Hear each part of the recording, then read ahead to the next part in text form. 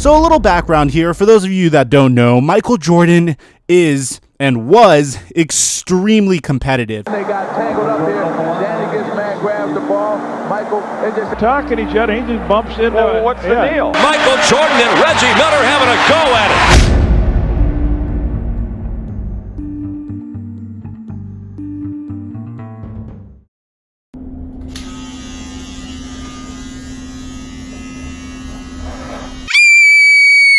Has this ever happened to you? Have you ever damn near nicked your ball sack or completely ended up chopping your dick off? Well, there's a company here that's sole mission is to prevent this from ever happening again, and they are called Manscaped. Manscaped designed a perfect shaver to ensure that you never nick your balls again, called the Lawnmower 2.0. And as you can see, it's also waterproof, and you could use it on other areas other than just your balls. Now, this company is so legitimate that they were able to secure a huge investment from Dallas Mavericks owner Mark Cuban. And I also got a promo code for you guys to use for 20% off. Use promo code Theflightmike to get yourself a nice little discount whenever you shop for Manscaped products. The year is 1987, and it's the night of the NBA draft. The Chicago Bulls are about to make a transaction that will alter the landscape of NBA history. The Bulls were loaded at the front court, which was considered to be the premium position at the time in the NBA, and having Horace Grant already on the team decided that if they were to get their best play out of Michael Jordan, they needed to not only get him a player who was a scoring threat as well, but also a player that could help on the defensive end. This resulted in the Chicago Bulls trading the 8th pick in the 1987 NBA draft and additional draft picks in exchange for the 5th draft selection that same year, Scottie Pippen. Now, I am a firm believer that a championship is never won by simply one good move, but rather multiple good moves. And as we'll come to find, Scottie Pippen wasn't the missing piece to a Chicago Bulls dynasty.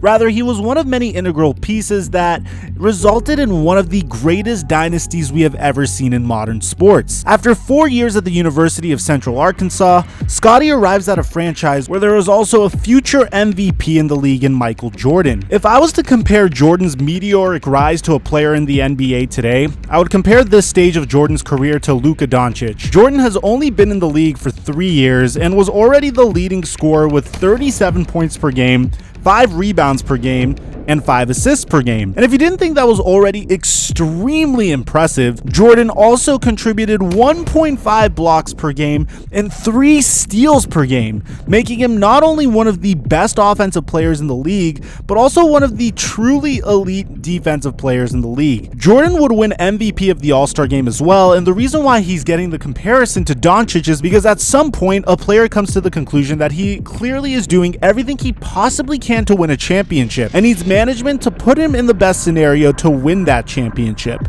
So enter Scottie Pippen, and in the first season of the pair being together, Michael Jordan would continue reinforcing the idea that he was the greatest two-way player in NBA history. Pippen did have a lust to become the face of a franchise, and he was disappointed that he wasn't being paid well, but at the same time, he did appreciate his status in the NBA, and nothing reinforced that more than his relationship with Madonna. Now, something to note about Michael Jordan is that he has an extremely eccentric and imposing personality. We've heard stories of Jordan going as far as to punching his teammates in the face and literally ruining careers of men that he didn't view as tough enough to be on the same court as him.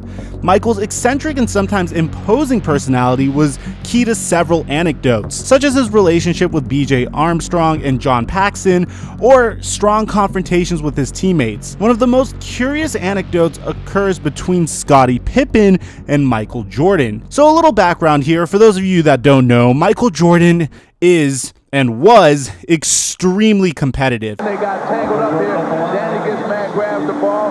Michael, they just talking each other. He just bumps into it. What's the deal? Michael Jordan and Reggie Miller having a go at it. To give you an example of how far his competitiveness goes, there was a time where Michael Jordan was in the middle of playing cards with his roommate from college, Buzz Peterson. Jordan, Peterson, and Peterson's mother sat down to play cards, and while Peterson's mom went to the restroom, Jordan tried to take a peek at her hand. Dude, this is your roommate's like old mother. You know what I mean? So this wasn't necessarily to win any money, but this is more of a testament to Michael Jordan doing whatever it takes to win. So this following story is according to some leaks of the assistant coach of the Chicago Bulls, John Bach, who was employed by the Bulls during the first 3 consecutive championships of the franchise, which was 1990 to 1993. Now bear in mind, we don't get an official timeline of when these stories take place, but we know it occurred during their first three-peat. But in those 4 years, the competitiveness between Michael Jordan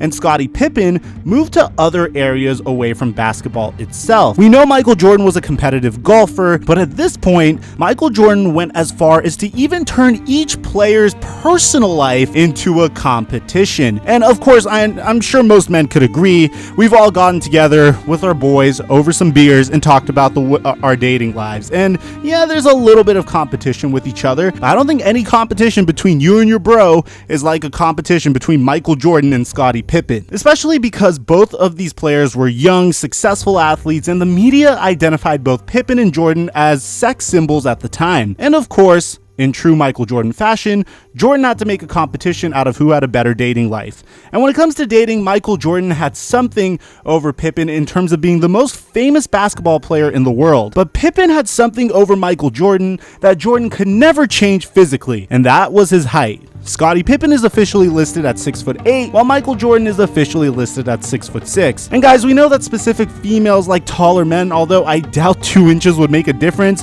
but we know how women could get, and according to our source, it tells us that Pippen, without a doubt, had the upper hand over Jordan when it comes to dating. Bach would go on to say that this would kill Michael Jordan. You should have seen the girls that Pippen had waiting for him everywhere he went. According to Bach, among the many women who were always in the arena waiting anxiously for Scottie Pippen was Madonna. And to give you a background about Madonna, during those 4 years, the pop star composed several hit songs that were the soundtrack of several award-winning films or were also several weeks among the best songs in the United States and worldwide. She also had several moments of controversy, such as shows full of taboos, religious Satanism, and sexually provocative elements.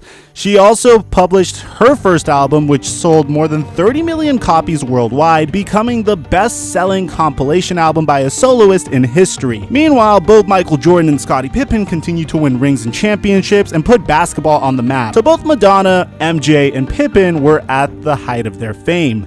The relationship between Madonna and Scottie Pippen became so routine, but at the same time, it was very extravagant. Every time the Bulls played in Los Angeles, Madonna would pick up Scottie Pippen in a limousine with a large hot tub for the couple.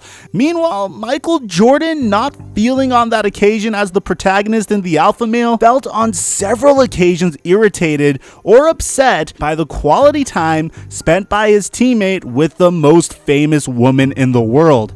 In the face of impotence, Michael Jordan would tell Madonna that he could meet, and bro, this is insane to me, that he could meet her sexual needs in a better and better way. However, the queen of pop always replied, "Not a chance, Michael, not a chance." Now, despite this heavy situation between both basketball stars, it seems that every media boom did not harm even in the least way their relationship as friends and as teammates. Both players continue to have mutual support and respect to this day. As most of my friends know, and I'm sure as most men know, we all have this rule, may the best man win, and I guess in this instance, Scottie Pippen was the best man. But this is the interesting part of the story. Michael Jordan would retire and go play baseball for 2 years, and then he would come back and he would win another 3 championships. But a staple of those 3 championships was a brand new big man that had to replace Horace Grant.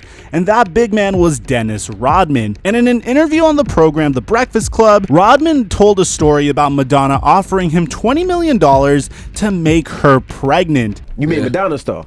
Yeah, in 1993, I think her career was declining.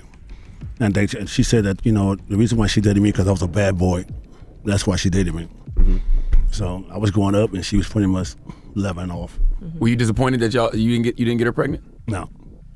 Well, That would add to the legend. That would add to the legend. Well, you know, she asked me that if I got her pregnant, she'll pay me $20 million.